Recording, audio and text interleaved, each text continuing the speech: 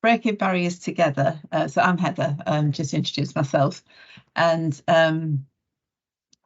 we are doing another piece of work with BLMK ICB at looking at access for autistic people and people with disabilities into appointments and services, trying to address the health inequalities, and that is very much focused on access from the patient's perspective.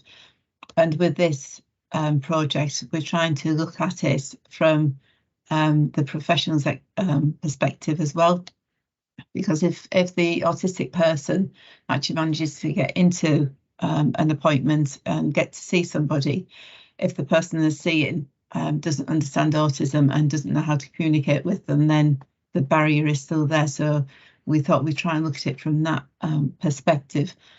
So part of the work, we've got running these 3 webinars to try and highlight some of the barriers that are there that we have been told about. And so we do meet with autistic people and have some voice groups with them, hearing examples from them of where they found some difficulties. And then we've been doing some filming, and so we are sharing those videos within these webinars, and they'll all be held on our website. And we're also holding them all as like a toolkit for professionals to be able to access afterwards. We're also looking, and we're just finding it a little bit hard at the moment to get some examples of appointment letters, to hold some sample templates on the website of how you can reword things just to make them easier to understand. So there are easy read options that a lot of people have, but they're for people who've got a learning disability. And if you're just autistic without the learning disability, then they can find that insulting in a way to sort of be sent an easy read, because they don't need it in easy read format. They just need information broken down so it's easier for them to process. So this is the second of the webinars that we're doing. And so today we are going to be looking at cancer screening, and it will be recorded and held on the website. However, today we're also, if we've got time, because there's not so many on the call, thought we'd have a bit more of an interactive time of being able to discuss some of the things after I've gone through quite a few of the slides. That part will not be on the website, that will not be recorded. It'll be recorded today, but when we edit, we'll be able to take that bit out, so that will not be shared. So you will be able to say what you want to at that point. Whilst I'm going through all the videos and things, if you'd like to say something, please do put it in the chat box, and then we can come to those at the end as well. Sometimes it's easier to chat about it as it's going through, so that you might forget about it later on when it changes to different topics. So, excuse me, to start off with, we would like you to put in the chat box to just say 3 words of how you're feeling at this moment. How confident do you feel that you understand the difficulties that autistic adults face when they are asked to attend a cancer screening appointment? So if you could just think of how you're feeling now in just 3 separate little words to describe that, please, and I'll just give you time to do that. So while you're just putting those words in, I'm just going to go through the next couple of slides.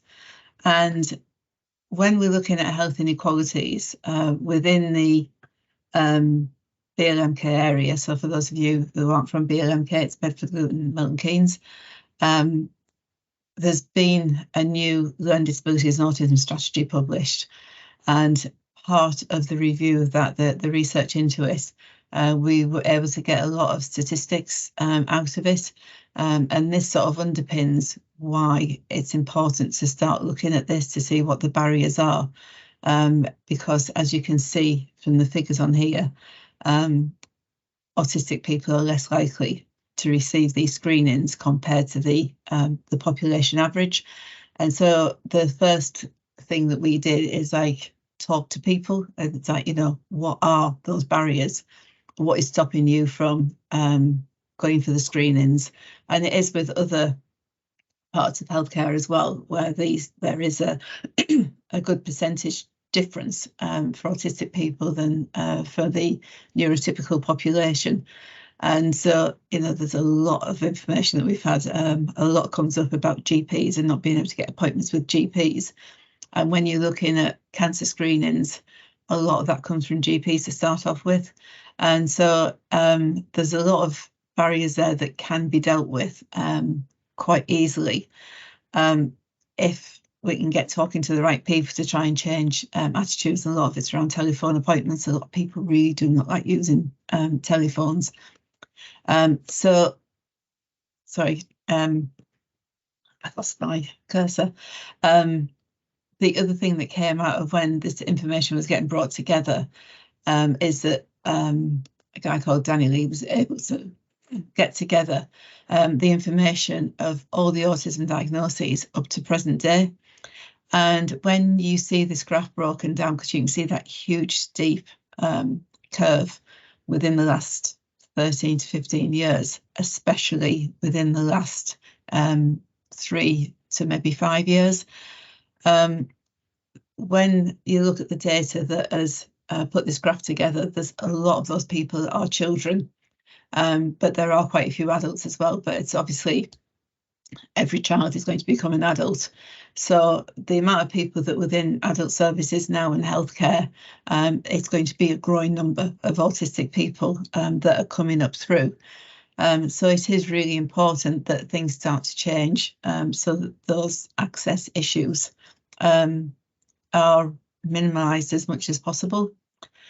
So today we're going to be looking at the barriers, and I'm going to start off by just sharing a couple of slides. So yesterday we run this other project across the east of England called Hear Me, See Me, and we had Mary Doherty come to speak, and she started off this Autistic Doctors International team, and they've been doing a lot of research into the health inequalities and what are the barriers to access. I would really urge you to go and have a look at their website and where you can read their research properly, and especially they've done some work. There's a thing called the double empathy problem, which Damien Milton did a research paper on quite a few years ago now, of how if you have an autistic person and a neurotypical person talking to each other, things can get missed because there's misunderstandings from both parts. And this is called a double empathy problem, where you're both just not understanding each other, and therefore you're going to have a problem. And so with Autistic Doctors International, they've done some work into the triple one, where when you put healthcare into that as well, and people talking from a healthcare perspective and using different language, how that double empathy becomes a treble empathy because there's other things within the mix. She will talk about it in a lot more detail and explain it a lot better than I just have. But I just wanted to share some of the findings that they did when they did the research into the barriers. And I found it really interesting listening to her yesterday, because we have done a lot of meeting with some local people, and this really did reflect what we were hearing from the people that we were meeting with as well. So 78% of autistic respondents avoid using the telephone. And if the only way that you can make an appointment with a GP is by telephone, then people are going to stop trying to, I do not know why that's just moved. They're going to stop trying to make appointments. We had one instance where somebody had gone for a blood test, and they were in the room with the phlebotomist in the doctor's surgery, and they were saying to the phlebotomist, I need a doctor's appointment and I can't get through. I need to see a doctor. So I'll go and make the appointment while I'm here. And the phlebotomist told her that they had to go and make a phone call and actually ring into the surgery to make an appointment. And so this person was flabbergasted as to, like, I am actually in the building. Why can't I just walk up to the reception desk and speak to a person rather than have to use a telephone that I absolutely hate doing? So then they go home and don't make an appointment because it's just too hard. Often we get an awful lot of barriers, as I said earlier, from GPs, where people are finding it really hard to get through that first initial contact to healthcare, to be able to start finding an appointment and getting the route in. Some people have found it really difficult that when you actually do speak to a receptionist, that the receptionist is talking about your diagnosis and things that are wrong with you in the hearing of anybody else within that waiting room. So they find that a really difficult thing to have to deal with. Communication comes up all the time as well. And we know of people who, when they can be really eloquent, you can have great conversations with somebody, but as soon as that anxiety starts to kick in and gets quite high, they can become mute. They just cannot get any words out. And they know that they are appearing as a different person to who they are, because maybe the day before they might have been able to have told you everything they needed to, but in that moment when the anxiety is increased, they're just not able to say anything.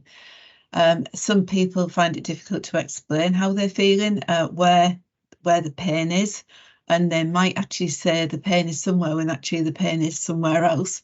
I'm sorry, I am not touching anything, but everything keeps moving on my screen. Some people need a longer time to process what they're saying and to take in the information that's being said. And so if the medical person is saying things quickly, and if you're doing like a screening and you are used to patients coming in and you are explaining what's going to happen, it could be that you talk at a lot quicker pace because you are so used to saying it. And it's the fact that you might have to slow down what you're saying and give them time to process a bit of information at a time before moving on to the next bit. Some people express emotions very differently as well. Some can appear to be angry. Some can appear to be absolutely fine when actually what they're going through is very, very different. The anger might be because they've got pain and they're just in pain. When they're feeling fine, it could be that inside they're actually in agony, but it's just not showing on their face. And then obviously sensory issues play into every part of an autistic person's life. And if they're going into a medical situation where there are maybe some smells and they're oversensitive to smell, they won't be able to get away from, filter out that sense that they've got with the smell to be able to concentrate on something else. And everything then becomes overpowering and then get a sensory overload. And then they're not taking any information in and are probably not able to communicate to you their needs either. So there's a lot of difficulties around that. But as I said, if you could go on their website, then she explains all this fantastically. There's a lot of information, great research paper to be able to read. So now we're going to move on, and I'm going to share with you a video of one of our attendees who is brilliant at helping us out. And I am saying that because you will start to hear at the start why she has gone for a breast screening. She is somebody who has a lot of difficulties, but she tries to overcome them. She comes along to filming meetings, even though she does not want to be on camera. She doesn't like being around groups of people. She finds it really hard to talk when she's in front of groups of people. But she's putting herself out there because she wants professionals to hear what is going on. She wants things to change. So she's putting herself out there at her own detriment, because everything she does when she comes to do this for us, it takes her time to get over. Thankfully, on this day when we did all this, we made it a lot shorter session, and it only took her half a day to get over. But we work with her quite closely to make sure that we're not triggering her when she does help us with this. So I'm just going to hopefully play this out, and let me know if you can't hear it. I think I've been invited for breast screening before, and I've ignored it because of the problems I had when I broke my leg. But because I've been doing these things with you guys, I decided, come on, Nicola, let's test the system and see how they're doing, you know, because I know there's, you know, lots of professionals have been attending the presentations. So anyhow, so my letter arrived. At first I didn't realise they'd given me an appointment. I just put the letter down away because I thought, oh gosh, here we go again. But then I looked at the letter and noticed they'd actually given me a date and a time to attend. And I couldn't make it because I had something else on that week that was very stressful, and there's no way I could do 2 stressful things in a week. Then, so they got a telephone number, so I thought, oh, I'll just quickly phone up and ask for a new appointment.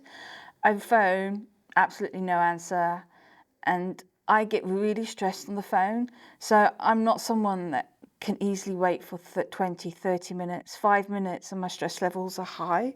So I'm like, put the phone down. They says, okay, you can go on the website. I'm like, great, I actually prefer the website. So I go on the website, find the appointment place, and the location for my screening is not there. So I'm like, okay. Then there was an email address. So I'm like, okay, I'll email them. And then I didn't hear anything from them for a couple of weeks, I think. And then they email me and says, oh, we've cancelled your appointment. Can we have your telephone number because we haven't got it? And I'm like, how can they not have my telephone number? Because, I mean, obviously in the system, they must have access to my medical records. So that stresses me. So I'm like, send them back. So I was actually in my email when the email came through. And so I replied instantly, oh yeah, that's fine, here's my telephone number. I then expected them to ring me straight back, but then it was another 2 weeks before I heard from them again. And I'm just like, so each time there's what I call like a hurdle. It makes it harder and harder. I think you use the word to trust that the system's going to work. And I'm like, oh, but they have now phoned me back and I have an appointment. And while she was on the phone, she was like, oh, I've got this time for you. And I'm going, okay, I'll take that. And then she said, oh no, it's gone. Someone else has just taken that. And then it took us 3 attempts to get an appointment time. I've got a 9 o'clock appointment, which is, it's okay. Like she said, well, it's the first thing. There will be, you'll go straight in, you'll be the first person. But actually it's a really difficult time to get anywhere at 9 o'clock because of the school traffic and stuff. But I've taken it and I'm going to walk there and then see how it goes. So Nicola lives in Bedford, and so she was going for the appointment at the Bedford clinic. So I spoke to her after we'd finished doing the filming, and asked her, whereabouts she was going. And I'd actually been there myself, and I said it is really hard to find the unit that you're going to. So I followed up with an email to her, and so I'm trying to get off this. There we go. And just to send her this map. This map, it's very crude. It took me less than a couple of minutes to do, but you can see where the red circle is. So down here, and that is the unit. And it is really difficult for when you come in to actually find out where that unit is. When I went, I could not see any signage, and I actually went into the hospital building and had to ask somebody where it was. For somebody who is autistic, that is quite a hard ask for, because they're already anxious about going for the appointments. And then to actually have to go and find someone on a hospital site, it's usually really hard to find somebody, to identify somebody who works there to be able to ask that help from. And it is quite a steep hill going down to there. But when an appointment letter is sent out, a map is sent with it, that will straight away take away some of that anxiety of knowing where to go. And whereas with a lot of places on Google Maps, you can do a street view and see what a building looks like from the front. If you've got something like this that's in a car park way off, you cannot do that. So there's no visual clues that they can get from anywhere else. So it's looking to see what information needs to be sent out to help that. I got an email back from Nick saying, thank you, I would never have been able to find it if that map hadn't come through. So we're now waiting to see how she got on, and we will be following up with another phone to see if she's agreeable to tell us how she got on with that first test. So then we start looking at cervical screening, and I'm going to warn you that what you're going to watch now is quite harrowing, but it is a real example of what somebody has gone through, but it isn't easy to listen to.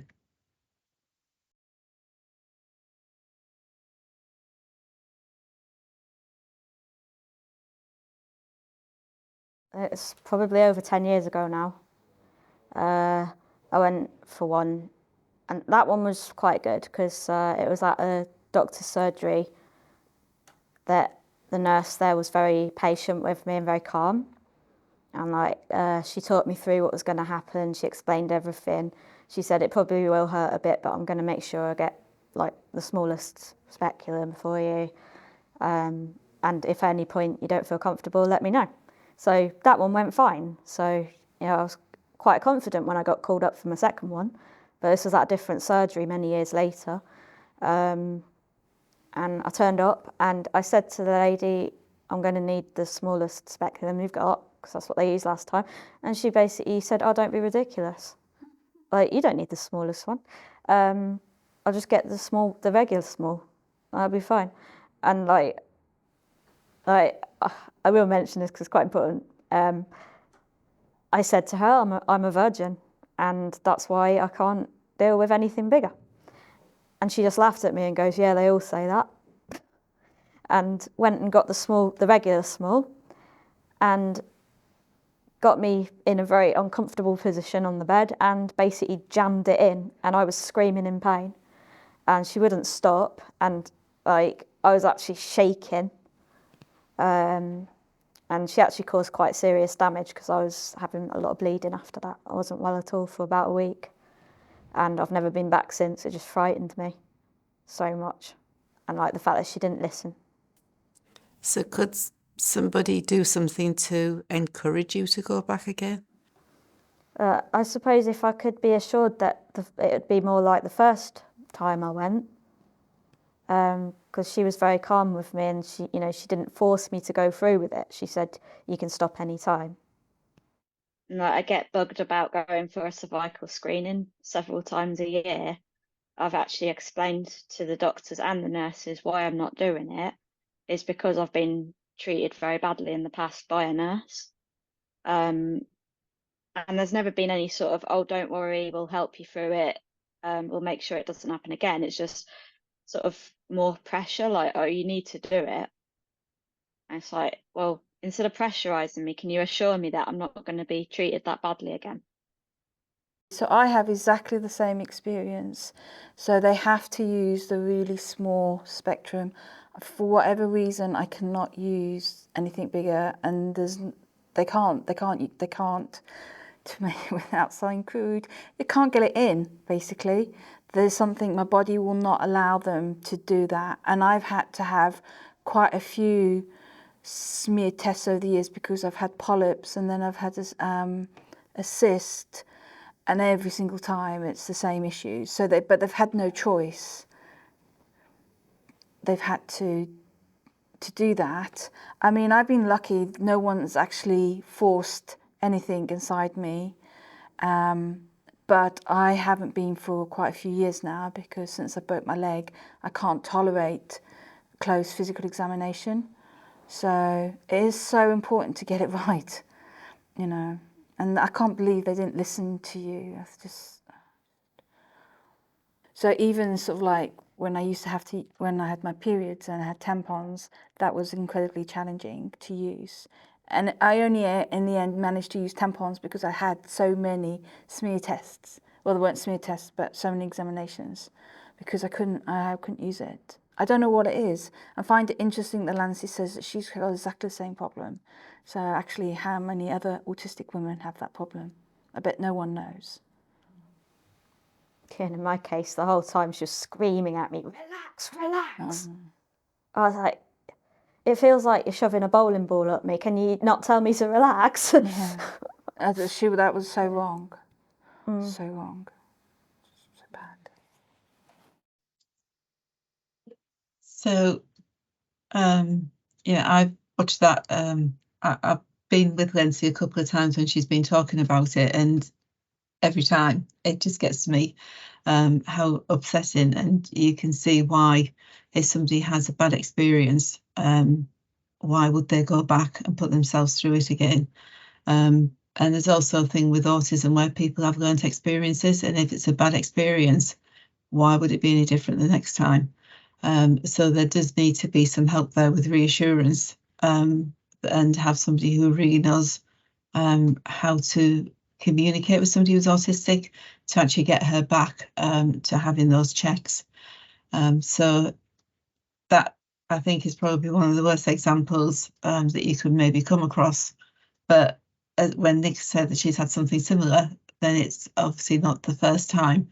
But yeah, really not nice to sort of listen to, but it obviously has happened. And then what came out when we were talking is how pain can be felt differently by people. So we've got Nick again talking a bit about this. Oh, that was the other thing. I told her I was autistic and I grimace. And she's like, oh, everybody does that. And I'm like, I bet they don't grimace as good as I do. And I have been told off so many times by professionals for grimacing, because I really struggle when they get in close and they're trying to do something. I just grimace and they get offended. And I'm like, it's okay. Even a blood test, I will grimace. And they get offended. And I'm like, yeah, I told you so. That's baffling. Why would they get offended? Oh, but it's a bit like your lady saying, you know, don't react, you know, it's not that bad. And they're like, it can't possibly be that bad. Well, yeah, it is that bad. Sometimes professionals are watching your face to see if they're hurting you. And if you've already started grimacing before they've touched you, they're probably getting a bit baffled. As they approach you, it's Yeah. just like really hard. Because they're not understanding that just by them being there is causing you pain. Yeah. And that is the start of the pain. Yeah. Without anything physical being done to you. Yeah. Because you've been looked at as well, you know. Oh, I hate it. So anyhow. And that's the thing of people where they don't like eye contact. If somebody doesn't like giving eye contact, it's quite often that they don't like you looking at them either. And so then that is equally uncomfortable. And again, if someone is already anxious, then any of that sensory side of things is going to be heightened and cause them more pain. So it's just being aware of that what a facial expression might be showing. Oh, that was the other thing. I told her I was autistic. Is not necessarily how they're actually feeling. And sometimes you then need to ask questions to get them to, so that you can gauge it a bit better as to where that person is at that moment and how they are feeling. We are coming to the end of it. So thinking of what you've heard of people, has that enlightened you in any way or changed opinions or thought, even though I thought I knew a lot at the beginning, there's some things that they've brought up that maybe I need to have a think about other things as well? Has it been more enlightening? Oh, I thought I put in here, I'm just thinking now, I must have taken it out. There we are, I've gone past it. I wanted to share this with you. That this, so Nicola, who you heard talking earlier, she doesn't like being in groups, and as you can hear, she is really, really eloquent. So she's got this iPad or tablet in front of her, and we asked her to demonstrate it because she liked to use it at times. Sometimes she finds it easier to talk and then takes the consequence of the impact that has on her afterwards. But when you were thinking of communicating with people and looking at how different people can communicate back, what different ways are there, because sometimes even sitting in the same room with someone, they might prefer you to be texting them on the phone rather than verbally talking to them, or they text you back instead of verbally talking to you.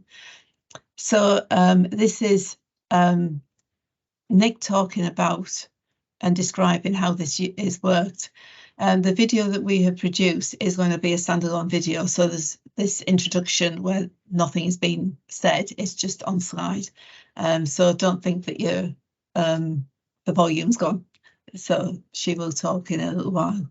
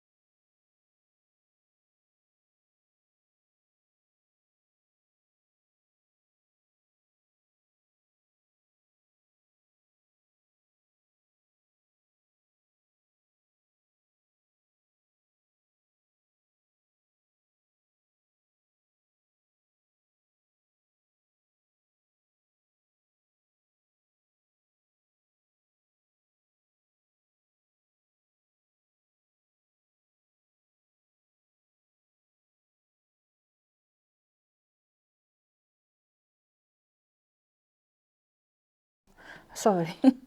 But you know, you can go as soon as you. Yeah, I know. It doesn't make, it's not logical sense.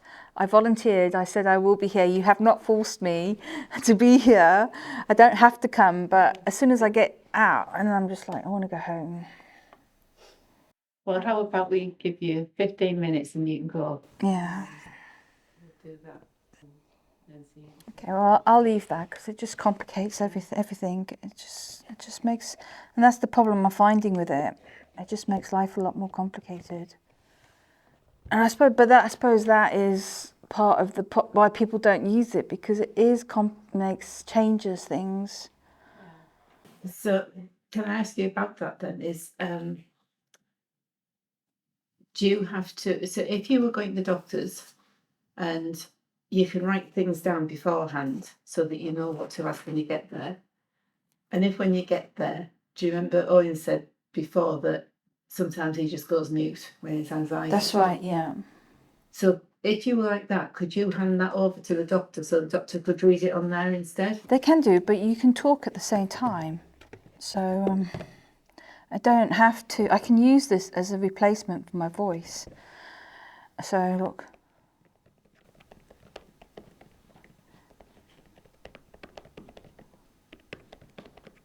So I can use this as a replacement for my voice. It just takes longer to do.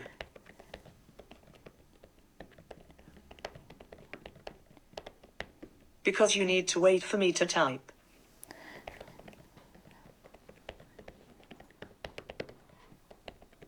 It is a voice replacement tool. And if you aren't good at typing, will it mispronounce the words? So it does do auto word.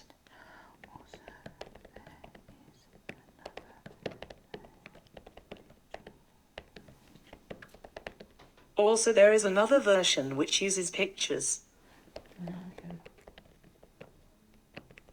That gives sentences.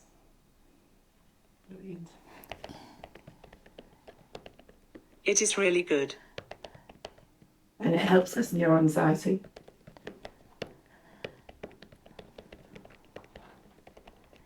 But it changes the dynamics of the conversation.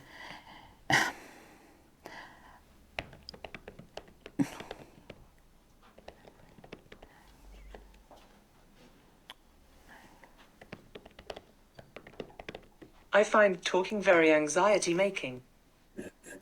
So do you find that less stressful using that? Yes. So I know how eloquent you are and how passionate you are about talking about something. So because you have to slow down as well, does that take away some of your eloquency and some of your passion? And then make you more frustrated? There is no feeling in this.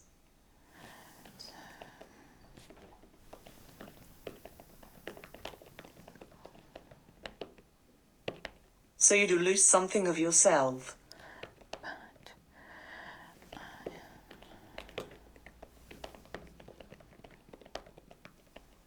But I'm so exhausted when I get home.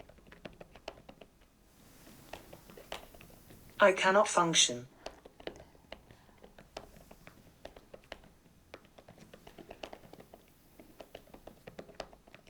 This helps to improve my ability to function. Yeah.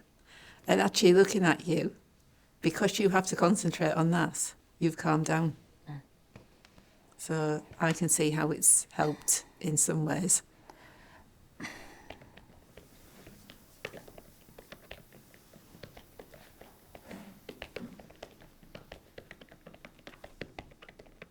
I seem to have a big problem with verbal communication.